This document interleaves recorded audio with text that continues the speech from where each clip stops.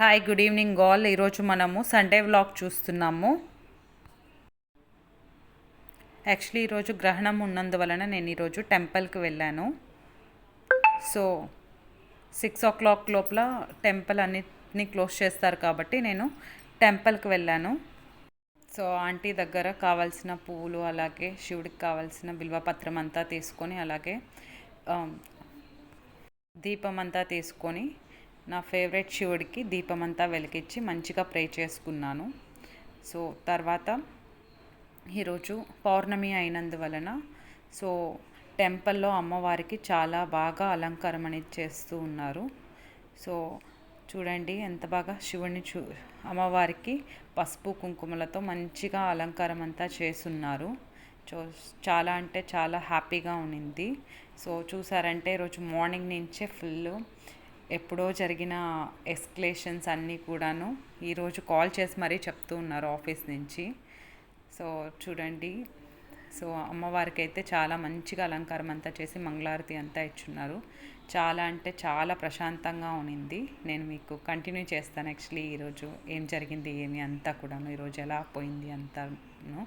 So అమ్మవారిని అంతా మంచిగా నేను అలంకారం అంతా చేసుకున్నాను.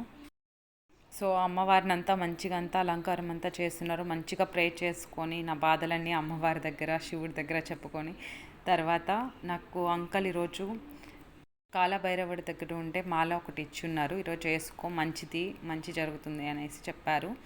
సో అలాగే ఆ అంకల్ అయితే నాకు చాలా ఎప్పటి నుంచో నాకు మంచిగా అన్నీ చెప్తూ ఉండేవాళ్ళు.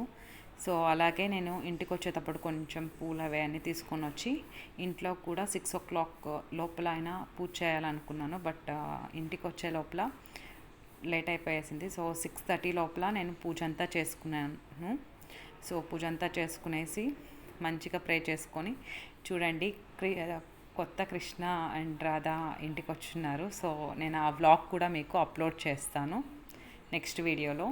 చాలా అంటే చాలా ప్రశాంతంగా ఉన్నింది. మార్నింగ్ నుంచి చాలా అంటే చాలా సాడ్గా పోయింది ఈ రోజంతాను. యాక్చువల్లీ గ్రహణం అంటే నేను ఫస్ట్ అంటే గ్రహణం అంటే నమ్మేదాన్ని, కాకపోతే ఈ ఇయర్ మాత్రం చాలా అంటే చాలా ఎఫెక్ట్ పడుతుంది. సో కుంభరాశి కుంభరాశి అందులో శతభిత నక్షత్రం నాది కూడాను. సో వాళ్ళపైన అయితే ప్రభావం మాత్రం పీక్ లెవెల్లో ఉంది, చెప్పాకైతే అవడం లేదు. సో ఎప్పుడెప్పుడో తీసి అంతా చెప్తూ ఉన్నారు. సో ఆయన్ని పక్కకు పెడితే సో ఇంట్లో అయితే నేను చాలా అంటే చాలా మంచిగా పూజ అంతా జరుపుకున్నాను.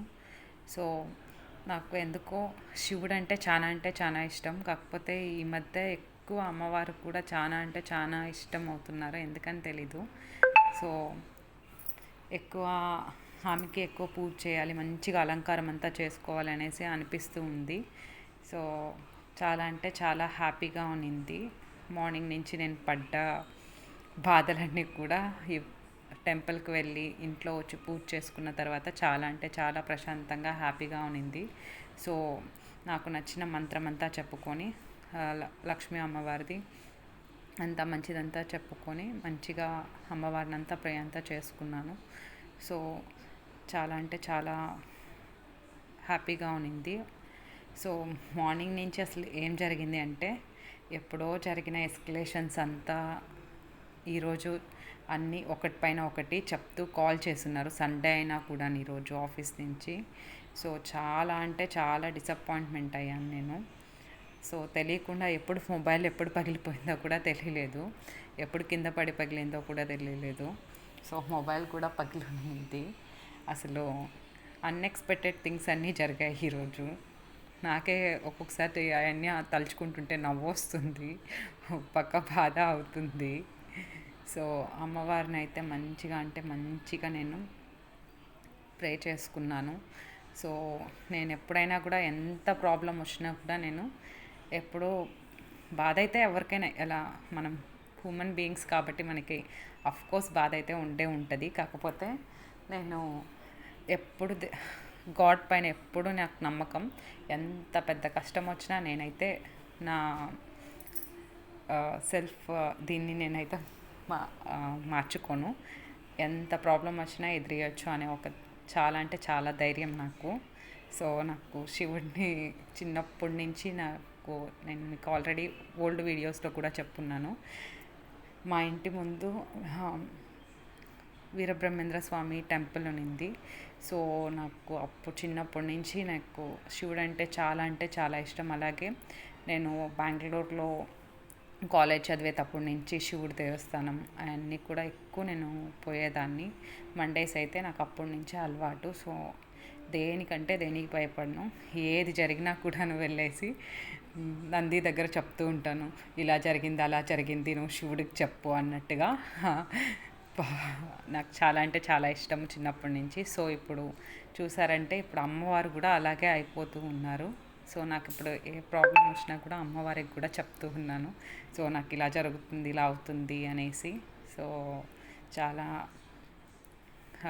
చెప్పేకే అవడం లేదు. కొంచెం హ్యాపీగానే ఉన్నింది ఈరోజు. కొంచెం చాలా డిసప్పాయింట్మెంట్స్, అన్ఎక్స్పెక్టెడ్ థింగ్స్ అంతా జరుగున్నాయి. సో ఓకే బాగానే ఉన్నింది. బట్ చాలా బ్యాడ్గా కూడా ఉన్నింది ఈరోజు ఫుల్గా. అయినా మనం అనుకోవచ్చు ఈ జనరేషన్లో కూడా ఈ మూఢనమ్మకాలు గ్రహణాలు అన్నీ నమ్ముతారా అనేసి. సో నేను ఎక్స్పీరియన్స్ చేసిన తర్వాత నమ్మాలి అనే ఒక ఇదైతే వచ్చింది.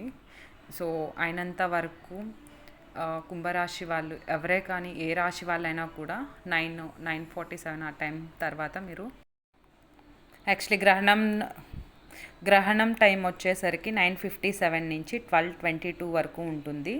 సో ఫుల్గా కంప్లీట్గా మనకి గ్రహణం అయిపోయేదైతే మనకి 1:22 1:24 అలాగా ఉంటుంది. సో 1:30 అనుకుందాము అప్రాక్సిమేట్గా. సో గ్రహణం అయితే అయిపోయేది మనకి కంప్లీట్గా 2:24 2:30 అలాగా అయిపోతుంది.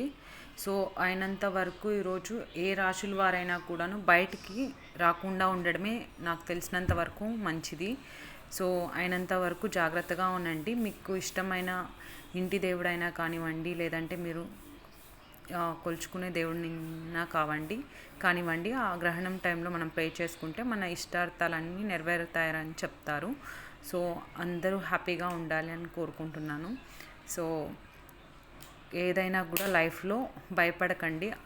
ఇప్పుడు మనకి చెడ్డ రోజులు జరగవచ్చు, బట్ ఫ్యూచర్లో మనకి ఎప్పుడు ఇలాగే ఉండిపోము, ఎప్పటికైనా మంచిదే జరుగుతుంది. సో నాకు ఎప్పటి నుంచో నమ్మకం. నాకు ఎంత పెద్ద ప్రాబ్లం వచ్చినా నేనైతే ఎక్కువ బాధపడతాను. కాకపోతే నా ఆత్మవిశ్వాసాన్ని అనేది నేను ఎప్పటికీ కోల్పోను. So thank you so much for watching my video. మీకు ఇంకా వేరే ఏదైనా తెలిసి ఉంటే నాతో షేర్ చేసుకోండి. Thank you so much.